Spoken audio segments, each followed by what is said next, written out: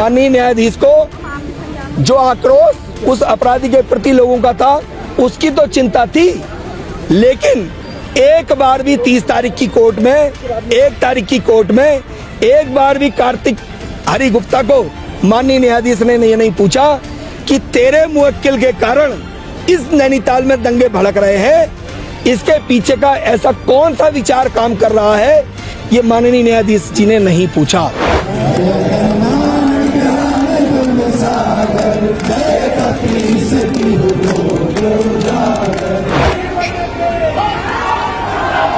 सरोवर नगरी नैनीताल में इन दिनों नाबालिग बच्ची से दुष्कर्म की घटना को लेकर जन आक्रोश देखा जा रहा है। आज मंगलवार को तमाम हिंदूवादी संगठनों ने सनातन चिंतन सभा का आयोजन कर एक महारैली का आयोजन किया और जमकर प्रदर्शन और नारेबाजी की। इस दौरान भीड़ की पुलिस से धक्का मुक्की भी हुई। दरअसल नारेबाजी करते हुए जुलूस मलिताल पंत पार्क से आगे बढ़ा।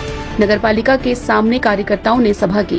कोर्ट की प्रोसीडिंग में सिंपैथी जाहिर करते हैं उनके और उस दुष्कर्मी के दोनों के ऐसे क्या संबंध है कि माननीय न्यायाधीश, एक भी माननीय न्यायाधीश महोदय ने 30 तारीख की रात की घटना हुई, 1 तारीख को स्वतः संज्ञान लेकर एक बार भी ये बात नहीं पूछी स्थानीय जिला प्रशासन से कि वह जो 12 वर्ष की बच्ची के साथ बलात्कार हुआ है उसको फास्ट ट्रैक कोर्ट पे उसका केस लाने के लिए अभी तक आप लोगों ने क्या क्या काम किया है ये नहीं पूछा। तो इसके पीछे उस न्याय व्यवस्था को भी प्रभावित करने वाले कौन कौन लोग हैं, वो लोग बेनकाब होने चाहिए। ये एनआईए की जांच के माध्यम से उनके नाम पर्दाफाश होना चाहिए। एक बात। दूसरी बात, हम पहले से देखते आए हैं जो गांव में पंच व्यवस्था थी, उस पंच व्यवस्था में यदि किसी बुजुर्ग का कोई रिश्तेदार संबंधी अगर 2 लड़ाइयों में होता था तो उस पंच व्यवस्था में वो नहीं बैठता था। तो क्या उस्मान के यदि किसी न्याय व्यवस्था में बैठे हुए माननीय न्यायाधीश के साथ किसी भी प्रकार के कोई एक व्यवहारिक संबंध रहे हैं तो क्या उनको उसके निर्णय में बैठना चाहिए था? ये हमें जानकारी एक बार आम जनाक्रोश के साथ इस जनता को मिलनी चाहिए। तीसरी बात कि अभी तक माननीय न्यायाधीश ने 2 बात कही थी कि ये जो जनाक्रोश है, इस जनाक्रोश को 2 अलग अलग घटनाएं थी, एक तो सतत संज्ञान वाली, दूसरी उस निर्णय वाली। माननीय न्यायाधीश को जो आक्रोश उस अपराधी के प्रति लोगों का था उसकी तो चिंता थी, लेकिन एक बार भी 30 तारीख की कोर्ट में, 1 तारीख की कोर्ट में एक बार भी कार्तिक हरि गुप्ता को माननीय न्यायाधीश ने ये नहीं पूछा कि तेरे मुवक्किल के कारण इस नैनीताल में दंगे भड़क रहे हैं, इसके पीछे का ऐसा कौन सा विचार काम कर रहा है कि इसका पूरा परिवार, इसका बेटा रिजवान लगातार 2-3 हिंदू बेटियों के साथ लव जिहाद कर रहा है। इसका एक सबसे छोटा बेटा वो लव जिहाद का यहाँ पर हीरो है इन विदर्भी समाज का। उसका बीच का बेटा डॉक्टर, वो फर्जी डिग्रियों में सम्मिलित है। यह इस पूरे परिवार के पीछे कौन सा विचार काम कर रहा है ये माननीय न्यायाधीश जी ने नहीं पूछा। सितारगंज के अंदर गर्दन कटती है, माननीय न्यायाधीश ने तब भी नहीं पूछा कि ये कौन सा विचार इनकी गर्दन काट रहा है, हत्याएं कर रहा है। तो हमारा ऐसे माननीय न्यायाधीश से आग्रह है कि हम बनबुलपुरा की तो चिंता करते हैं, लेकिन बनबुलपुरा में ये चिंता नहीं करते कि हमारी पुलिस की माँ बहनों के कपड़े फाड़ दिए गए, वर्दी फाड़ दिए गए, उसके पीछे कौन षड्यंत्र रच रहा था। इतना ही मेरा कहना है।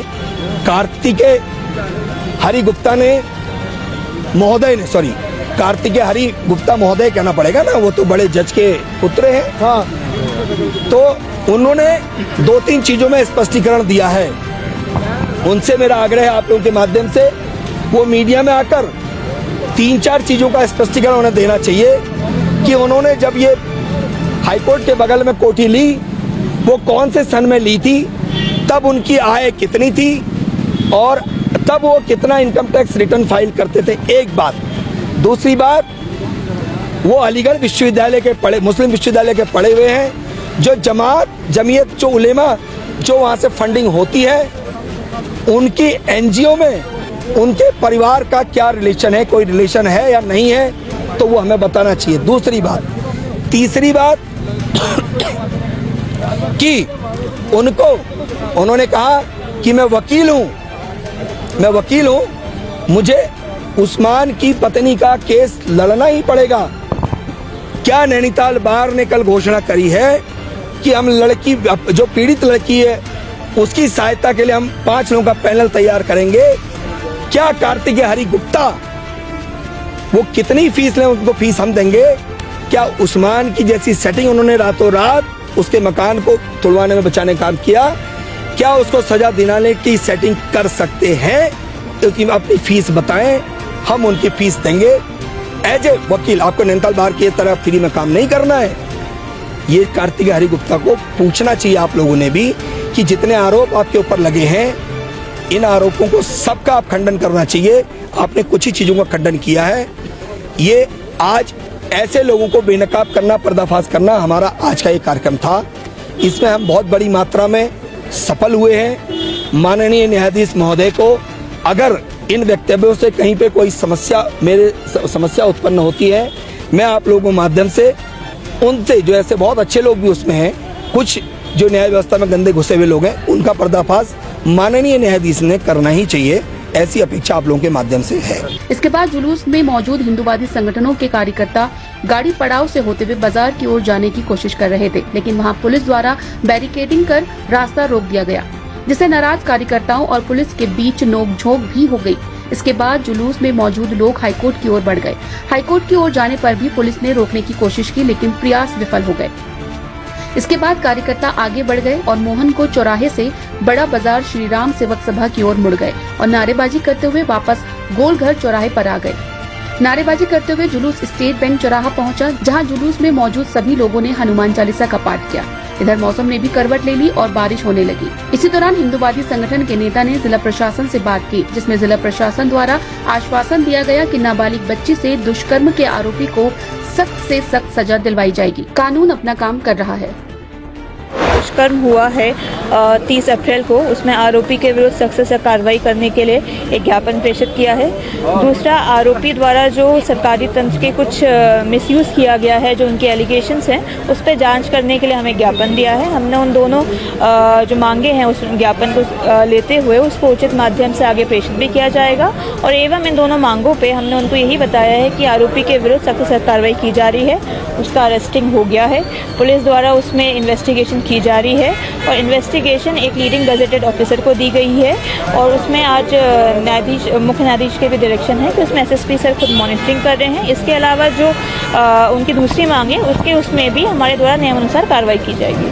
जी, जो नोटिस जारी हुआ था उसमें आज नगर पालिका द्वारा कोर्ट में कुछ बयान दिए गए हैं, जिसमें कोर्ट में उन्होंने कहा है कि वो फ्रेश नोटिस इशू करेंगे जब एनक्रोचमेंट उनके द्वारा जिस प्रकार से चिन्हित किया जाएगा, उस चिन्हीकरण को दर्शाते हुए फ्रेश नोटिस इशू करेंगे, तो उसमें नगर पालिका अपने स्तर से सक्षम कार्रवाई करेगा। इसलिए मुख्यमंत्री जी के निर्देश में इसका संज्ञान लेते हुए एक वेरिफिकेशन ड्राइव चलाई जा रही है, जिसमें विभिन्न विभाग पुलिस के साथ समन्वय बिठाते हुए अपने स्तर से इसमें कार्रवाई कर रहे हैं। चाहे वो लोगों को यहाँ पे बसने का हो, चाहे वो लोगों के फर्जी डॉक्यूमेंट्स बनाने का हो, चाहे ऐसे व्यवसाय करने का हो जिसमें उनके द्वारा ये फर्जी डॉक्यूमेंट्स लगाए गए हैं, उन सबका वेरिफिकेशन किया जा रहा है। वेरिफिकेशन उपरांत जो अनियमितताएं पाई जा रही हैं या किसी द्वारा कोई अवैध कार्य करता हुआ पाया जा रहा है, तो उसके खिलाफ तुरंत एक्शन भी लिया जा रहा है।